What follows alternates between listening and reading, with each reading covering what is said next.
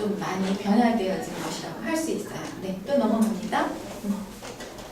쇼펜하우어는 이러한 경험의 토대 위에서 플라톤과 칸트 철학을 근간으로 한 자신만의 지적 세계를 형성해 간다. 자, 여기에서 우파니샤드는 다 아시는 거죠?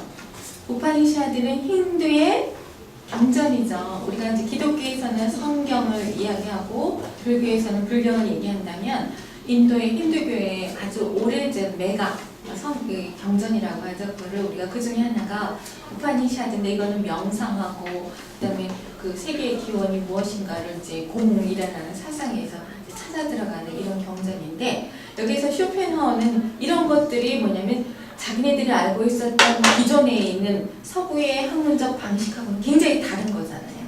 그 다음에 이거는 수행을 하는 거잖아요. 그러니까 너무 극과 극의 대립적인 것들을 경험하다 보니까 당연히 해결가는 다른 방식의 사유를 할 수밖에 없었던 거죠. 자, 또 봅니다. 그의 대표작이라고 할 수 있는 의지의 표상으로서의 세계는 이상만이 아닌 감정과의 조화를 시도하려는 그의 사상이 잘나타납니다. 그는 이 책에서 세계란 나의 표상이라고 말한다. 이때 표상은 앞에 놓인 또는 앞에 위치한 등의 의미로 사람마다 각기 다른 표상을 한다는 면에서 세계는 다름 아닌 나의 표상이라는 것이다. 세계라는 실제는 우주 전체일 수 있지만 버클리가 존재하는 것은 지각되는 것이라 했듯이 우리는 내가 우성을 통해 지각하는 것 이외에 다른 어떤 세계도 알 수 없다는 것이다. 우리는 단지 내가 지각할 수 있는 한에서만 존재한다고 쇼펜하우어는 이야기한다. 그런 의미에서 세계는 나의 표상이라 하는 것이다. 자, 이 사람이 쓴 가장 중요한 대표작이 의지의 표상으로서의 세계라는 거예요. 그러니까 의지라는 건 뭐냐면 우리가 뭐죠? 인간이 자발적 의지에 의해서니까 그 다음에 이 세계는 객관적, 사물적, 물적 세계로 있는 것이 아니라 인간이 뭐야? 자기의 의지로 어떻게 구성하는가 그거에 따라서 달라질 수 있는 거죠. 근데 표상이라는 건 뭐냐면 그냥 있는 게 아니라 그게 뭐 어떤 상징이 됐든 기호가 됐든 뭐가 됐든 간에 자기가 구성한 거를 드러낸 거예요. 그래서 앞에 뭐냐 표상 그러면 앞에 그 독일어는 앞에 뭐가 있냐면 모라라는 게 쓰여져요. 모라라는 건 자기 앞에 그 다음에 뭐라고 되냐면 여기가 스텔룽이라는 스텔룽이라는 거 우리 영어로 하면 뭐야? 스탠드죠. 쓰다라는 뜻이에요. 내 앞에 세우다라는 거예요. 그러니까 내 앞에 세우지 않으면 그건 있는 세계가 아니야. 그래서 객관적 세계가 있는 게 아니라 우리는 다 뭐냐면 내가 구성해서 내 의지에 의해서 표상한 그 세계 앞에 내가 직면하고 있는 거죠. 응? 그러니까 그 사물적 객관적 세계만을 우리가 보통 우리 세계라고 얘기하잖아요. 근데 이 쇼펜하우어는 뭐냐면 그런 세계를 우리가 과연 알 수 있을까? 그러니까 누구 생각이 조금 들어요? 사실 칸트 앞에 버클리, 칸트, 쇼펜하우어. 그래서 이 쇼펜하우어는 뭐라고 얘기하냐면 나야말로 칸트의 헤겔이 칸트의 후계자가 아니라 나야말로 칸트의 진정한 후계자다 이렇게 얘기를 해요. 그 까닭은 칸트가 뭐라 그랬죠? 우리는 물 자체를 알 수 없고 나한테 주어진 내가 인식한 그래서 우리의 나의 12가지 카테고리 범주로 구성한 그것만을 내가 알 수 있을 뿐이다. 이렇게 얘기한 칸트를 나야말로 제대로 받아들여서 세계란 내가 표상한 세계라는 거죠. 많이 바꾸지만 그저 커다란 그 범위는 다르지 않잖아요. 그래서 이 쇼펜하우어는 강력하게 주장하는 거야. 해겔이 지금 가대망상해. 해겔이 지금 허풍쟁이고 지적 사기를 치는 거고 나야말로 제대로 지금 얘기를 하는 것이다. 이제 이런 얘기를 하면서 표상이라는 말을 아주 중요한 키워드죠. 얘기를 합니다. 네, 또 읽겠습니다. 이러한 주장은 우리가 도대체 무엇을 알 수 있을까?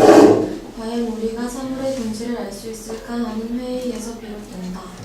그가 생각할 때 세상의 모든 것은 그 나름의 이유가 있을 것이라며 그것이 그것일 수 있는 바로 충분한 이유를 쇼펜하우어는 찾아나간다. 이를 위해 그는 먼저 이 세상의 모든 것을 4가지 형태, 즉 물질적 대상, 추상적 개념, 수학적 대상, 자아로 분류하며 이에 부합하는 각기 다른 충족 이유에 대해 설명한다. 물리학 등과 같은 물질과학에서는 시간과 공간 안에 인과적으로 연관되어 있는 물질적 대상이 있는다. 우리는 이를 경험을 통해서 인식한다. 그러나 이는 그러면 여기에서 경험을 통해서 인식한다라는 거는 보통 정신과학에서 말하는 경험이 아니라 영리주의에서 말하는 경험이죠. 그렇죠? 그래서 지각과 관찰을 통해서 경험하는 것을 통해서 물질적 대상을 인식하는 것이에요. 그렇죠? 그러나 이는 우리의 정신에 의해서 선천적인 범주들로 조직되기 마련이죠. 그냥 여기까지 보면 칸타고 다를 바가 없어요. 바깥에 있는 사물이 우리들의 뭐에 의해서? 지각에 의해서 뭐예요? 어떻게 돼요? 관찰되고 우리가 이게 되어지는 것에 의해서 우리가 그 범주들에 의해서 조직되기 마련이에요. 그런데 이제 여기에서부터 이제 차이가 들어가는 거죠.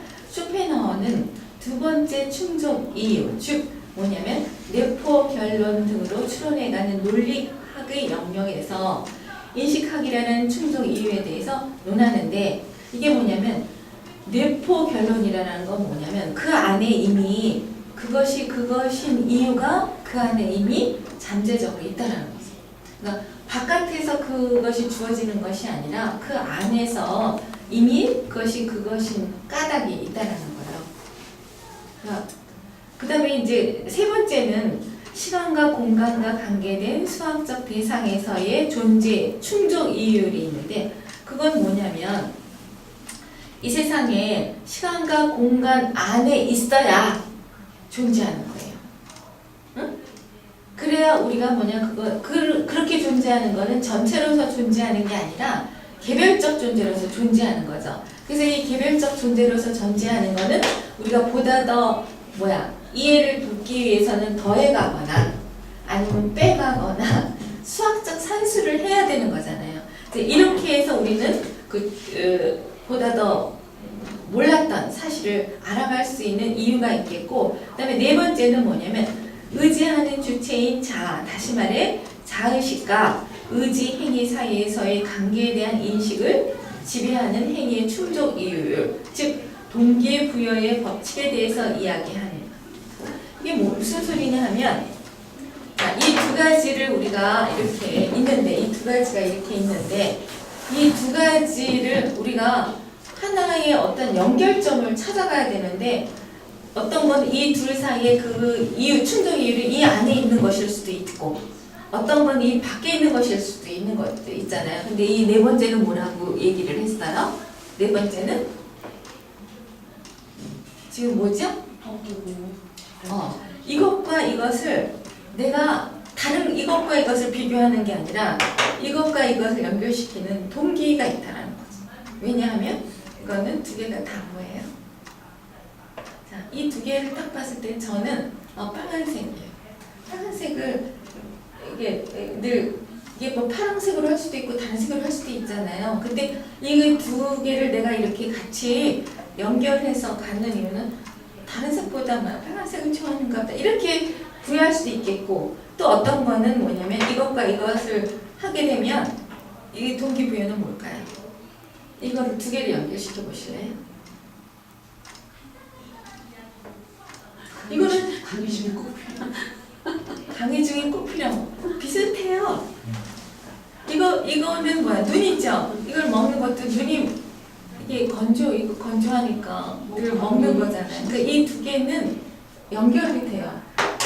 뭐하부터 우리가 다 연결시켜 볼 수 있어요. 응? 그러니까 세상에는 그것이 그것이어야 된 이유가 그 안에 내적으로 있는가 하면 둘 사이의 관계성 안에서 있는 것인가 하면 또 우리들의 뭐예요? 그 경험에 의해서 주어지는 것도 있고 다 있단 말이죠. 근데 그거를 쇼펜하우어는 뭐냐면 네 가지 종류로 나눠본 거예요. 나눠서 본 거예요. 그리고 거기다가 이름을 붙인 거죠. 그렇죠?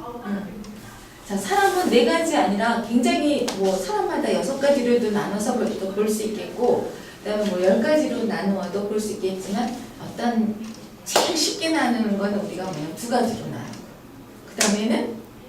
그 다음에 쉽게 나누는 거는 네 가지로 나눠보고 또 그 다음에는 그거를 다시 8가지로 나누고 이렇게 하면 주요 개수가 되는 거죠. 그렇죠? 근데 한 가지, 두 가지, 세 가지, 네 가지 그러면 이거는 우리가 점증적, 산술적, 그렇죠? 이런 것처럼 그거를 분류하거나 열거하는 방법은 사람마다 다를 수도 있고 또는 사는 지역마다 또는 민족마다 또는 뭐 그때그때 다를 수도 있지만 이 친구는 지금 뭐냐면 4가지로 보는 거예요. 근데 이 살아라는 숫자가 갖고 있는 함의가 있겠죠. 뜻이 있겠죠. 이게 뭐냐면 이제 제가 가끔 얘기하셨는데 넷이라는 게 가장 최소면서 가장 최대로 완벽한 모든 것을 포괄하는 수라고 볼 수 있어요. 그래서 동서남북 그러면 세계 사방세계라고 하이데거도 얘기하잖아요. 근데 이제 그 삼위일체 그럼 이건 변화의 수예요. 응? 근데 뭔가 약간 설명은 최소한 하나 완전하지는 않기 때문에 하나를 더 들어가서 기독교에서도 삼위일체 성모 마리아를 집어넣어서 4개의 완전수를 만들어서 사람에게 평화, 안정감을 주려고 하듯이 가장 인간에게 뭐냐면 완벽한 무엇을 설명하려고 할 때 4가지로 나눈 경우가 참 많아요. 아리스토텔레스가 우주를 설명하는 근원에 대한 설명도 4가지 원인설, 토마스 아퀴나스도 4가지, 그쵸? 4가지 이런 것들이 굉장히 많은데 지금 쇼펜하우어도 그런 연장선 상에서 이제 보는 거예요. 또 보겠습니다.